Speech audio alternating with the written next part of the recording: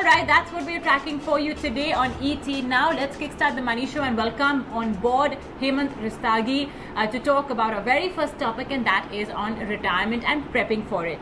Mr. Rustagi, thanks so much for joining us today on ET Now. So if you've heard my introduction, you will completely agree with me, and I think the last 2 years, 1.5 years, has been a testament to the fact that the world changes at a very, very rapid pace. Disruption is always around the corner. It'll spring on you, as a surprise when you're least expecting it. So what I'm trying to say is that there's less and less predictability on how our lifestyle will be going forward because of a variety of a reason. In such a scenario, what should especially the young ones, the 20s, 30s, the Gen Zs and millennials keep in mind with respect to retirement when they will attain that age of 65, 70? Well, Bhavina, I think first of all, anyone who wants to plan for retirement has to realize that retirement planning is an important goal for all of us. And there are two primary reasons for that. One is it's usually a long-term goal, and second, it requires us to create a large corpus. Unfortunately, many of us often get overwhelmed when it comes to talking about retirement or to plan for it. That's the reason why we see in our country there are very few people who actually plan for retirement the way they need to. The point is that why retirement is important, because you're talking about a goal which may be 15, 20, 25 years from now, which means that you're talking about a period of life where you will not be earning, maybe not earning anything, but your expenses will continue. So how do you make sure that you have worked so hard all your life to earn whatever you want? You need to ascertain that the money that you have at the time of retirement is large enough for you to have a comfortable life, which means that you need to plan for your retirement. And I think one of the major advantages of planning for retirement is that it tells you today what you need to do to lead a comfortable retirement life, maybe after 20, 25, 30 years. So there are 2-3 factors that each one look at. You talked about youngsters, or for that matter, anyone who's planning for retirement. One is you need to decide when you plan to retire. Now, let's talk about someone who is 30-year-old. If one has to go by conventional retirement age, which is, let's say, 60, so this person has around 30 years to retire. We often hear people talking about saying, I want to retire early. So let's talk about the same 30-year-old wants to retire after 15 years, let's say at the age of 45. So this person has to realize that he has only 15 years to build the retirement corpus. And if you were to add other responsibilities or liabilities that he may have, for maybe providing for children education, for buying a house, the amount required will be much more. So that's why, retiring early can be a little tricky. So the important thing is to decide when is that you want to decide. Second is how much money, as you rightly mentioned, to decide how much money would be enough for me. So that's where I think we need to consider inflation. We can understand this by a simple example here. Let's say if somebody has expenses of 20,000 rupees today, I'm talking about monthly expenses, and if this person were to retire at, let's say, 30 years from now, considering an inflation of 7%, and also considering the fact that the lifestyle remains the same, which obviously is not going to happen, because as our income go up, lifestyle changes, expenses will go up. But just to understand this concept, let's assume that the standard of living remains the same. The expenses after 30 years would be around 1,53,000. Okay, so you can see that how much would be required. Now, if I assume that this person can make 6% post-tax, post-retirement, this person will need around 3.5 crore corpus. And to get there in next 30 years, this person needs to invest 10,000 rupees per month, assuming that this entire portfolio is being invested in equity, and I'm assuming annualized return of 12%.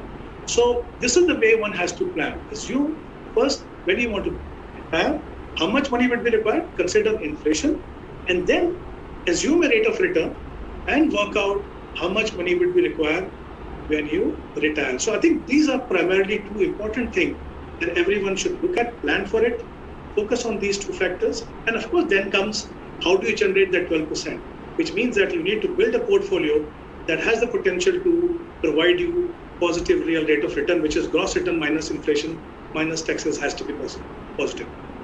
Okay. All right. Well, that's of course about retirement, and essentially you have to think about it like this, that you will be at a time when you will not have the income that you are earning today. So in such a situation, what will be your financial position? How will you cater to all of your needs and requirements? That's one way of looking at it. Now, Mr. Rustagi, I know you briefly alluded to this in your earlier point, but really how this question that we get a lot of times from especially our young audience is that, oh, I'm 22, do I really need to start thinking about retirement, or should I think about my other goals like, buying a car and buying a house, or even for that matter taking a holiday? And I totally understand. I mean, frankly, even I would be interested more in my next holiday rather than my retirement, which is 30 years later. So how early is it to start thinking about retirement? Well, Mubina, I agree with you. Many of us think like that. Unfortunately, not many of us think about retirement, and I'm talking about both mentally as well as financially.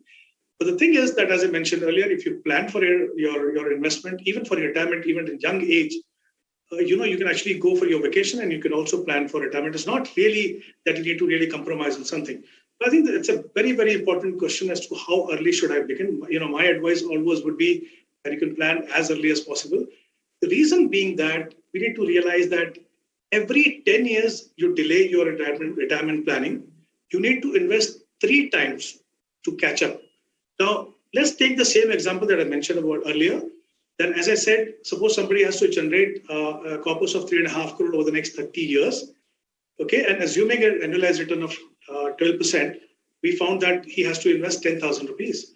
Now, let's say that the retirement will happen when it has to happen 30 years from now. And this process of investment is delayed by, let's say, 10 years. So this person will have around 20 years to build that corpus, 10 years less than what the other person had. So in 20 years, I assume the same rate of return, which is 12%, I will have to invest 35,000 to get to a corpus of 3.5 crores. As you can see, more than 3 times is what I need to invest to do catch up. So I think it's very, very important to start investing early. While I agree that, when we discuss some numbers, it sounds simpler than it actually is. It can be a little complicated for any youngster to figure out how much money would be required. But I think there is no harm. In fact, it's always a good idea to start investing, keeping some money aside. Whatever little you can save, at least start that process that you can benefit from power of compounding. As the time goes by, you can then get a fix on how much you need and you can plan properly. But I think it definitely makes sense to start investing as early as possible. And as I said, if you plan it well, you will not have to compromise on any of your goals. Okay, so even if you're young, start putting aside little by little. It's not very difficult, start off small if you want, if you still feel, you have other activities that you'd rather save and spend for. But yeah, start off small and eventually you can keep increasing that amount. So Mr. Rustagi, the question is that money that I save, where should I invest it? That retirement corpus, which I will slowly build, it'll only keep increasing, right, as I keep earning my money. How should I invest it then? I think, again, Mubina, a very, very important question. Having realized, okay, when I want to retire, how much money I need after retirement, the key is how do I generate that return of 12% or 10%, whichever I've assumed in my calculation. I think it's, again, very, very important to really work out your asset allocation well. Now, asset allocation basically allows you to divide your money into different asset classes based on your time horizon. So someone, as you mentioned about someone who's 30-year-old, the focus can be primarily on equity. Well, of course, one can question the fact that why should I invest all my money into equity for retirement planning? The thing is that you are in your accumulation phase and your focus really has to be on growth. Overall asset allocation in any case will work out because you're looking at some other goals to be achieved in short term and medium term. But as far as if you have enough time on hand, your focus should be on equity, even if it is not 100%, but a significant amount of your portfolio should be in equity. And I think that's where the time horizon plays an important role. Here again, I will take an extension of the same example that I gave, that if someone has 30 years to accumulate 3.5 crore, as I mentioned about assumption rate of return assumption was 12%. If you actually earn only 6%, right, you will have to invest 35,000 rupees to get to 3.5 crore as against 10,000 rupees. So we need to understand the difference that a good asset allocation can make. Depending on when you start planning for it, either you can go for equity oriented or you can go for equity oriented hybrid fund or other hybrid funds. The problem is many times we focused only on EPF or very conservative portfolios. Well, I agree that one is usually worried about safety of the capital, but for a long-term goal portfolio like retirement planning, don't ever forget that inflation is a bigger risk than risk of losing capital, because you won't lose capital when you're investing for 10, 15, 20 years. So important is consider inflation, consider your asset allocation, go for a portfolio which has a significant, sizable exposure to equity, so that even with a smaller sum, you can achieve your target of creating a large corpus that you have set out to. All right. Okay, looking beyond equities, etc., a little bit of retirement planning is also done by our employer and by the government too. This in the form of EPF, PPF as well if we contribute, and then you have also again NPS, which is again a government scheme. How do you view all of these very fixed income schemes that have the government backing too, and does it make sense to start investing in these from a retirement point of view, above and beyond what the government and our employer already does on behalf of us? Do you think you should go a little more in terms of exposure in these schemes, especially because they are fixed income? Well, Mubina, the thing is that for salaried class, I think EPF at least will have a role to play in any case, because employees will contribute and you will also contribute to EPF. And of course, for self-employed, they have an option to look at either NPS or other options. So clearly, I think what we need to see is, for example, currently, if you see EPF is giving, let's say, rate of interest is around 8.5%. But I think someone who is in the higher tax bracket has the option also to whether to go for an EPF or not. There, I think we need to remember the new rule that has changed now, that any contribution of yours which is beyond 2.5 lakh, where interest on that is taxable. So I think it's important to even consider that. NPS allows you to invest in corporate bonds, government securities, and equities. But unless and until you build a portfolio where you have a decent exposure to equity in NPS, you will again struggle to get a return which is better than EPF. So I think here again, the asset allocation will play an important role. But the only problem that I have is with NPS is that there is a mandatory annuity on 40% of your accumulated corpus. Now, what happens that I still believe that makes you compromise at the time when you need to enhance your income, because rate of annuity that you get is usually very low and it's also taxable. So I think that's the drawback that NPS still has. But like I said, for salaried class, EPF definitely certainly will have a role to play, but relying only on that to build a retirement corpus may not be the right strategy, because as we saw, you have to make your money grow at a much healthier rate compared to what you get from EPF. Exactly. I think that's crucial. That's the key. So, just some closing comments, Mr. Rustagi. Right now, you're 30, let's assume, or 25, and you're putting money aside. But as you grow older, let's talk about those individuals who are 45, 50. Right now, what you've explained, has got to do a lot from the perspective of somebody younger. How should someone at 50, 55 look at their investments from the point of view of looking at retirement coming forward in the medium term? I think some part of what I said about young people will remain the same here. I think if someone realizes at the age of 40, 45, or maybe at 50, that maybe I have not been planning the way I ought to have been planning for retirement planning, it's important to take stock. It's always pays to start investing early. But if you haven't, anytime you realize is the right time for you to really take stock. So first thing we need to see is to where my money is being invested. Second is, again, ascertain how much would I need after retirement, figure out where the gaps are. And if you have been investing very heavily into conservative investment options, like I mentioned earlier, you need to start looking at market-linked product. For example, good thing is that if you include mutual fund in your portfolio, apart from equity fund, there are also hybrid funds, which are, equity-oriented hybrid fund, which invest around 65% in equity and the rest in debt. And there are another category of funds, balanced advantage, equity saving, with varying degree of exposure to equity. I think it's important to include those depending on how many years you still have to your retirement. But it's important to take stock of it, see where your investments are happening, where the gaps are, what is that you need to accumulate from here on, and then choose your investment option. Like I mentioned earlier, it's very, very important to ascertain how much you need, and it's equally important to ensure that you have built the right kind of portfolio with the ideal asset allocation to get there. All right. Well, there you have it. That's, of course, everything to do with retirement and how you can brace yourself, prepare yourself as well for an event like that. On that note, let me tell our viewers that you can connect with us on our email address, themoneyshow@etnow.tv. Send in questions and queries and we'll get those answered. So for now, let's take on board our first question, some questions that we already got from Ganesh. He says, what happens to my investments in mutual funds if I'm going to move to the US? Because I've been investing for the last 7 years. I have almost 10 lakh rupees in different mutual funds. I have stopped the SIPs last year, but can I continue holding them even after I move? So I think the fact that he's saying move, which means that it's going to be a bit more of a permanent shift in residency. So then he will attain NRI status. What happens then, Mr. Rustagi? Can he continue holding on to his mutual funds? I'm not sure why he stopped his SIPs. Could he even continue doing his SIPs actually if his income continues to stay put? Yes, obviously we don't know the reason why he stopped SIP, but as far as his current investments are concerned, even if he decides to move to US, he can continue to hold on to these investments because that's an investment that is already made here. One.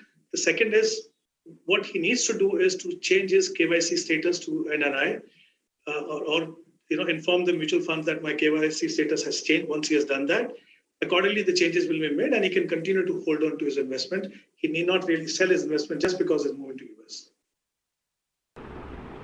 Okay, understood.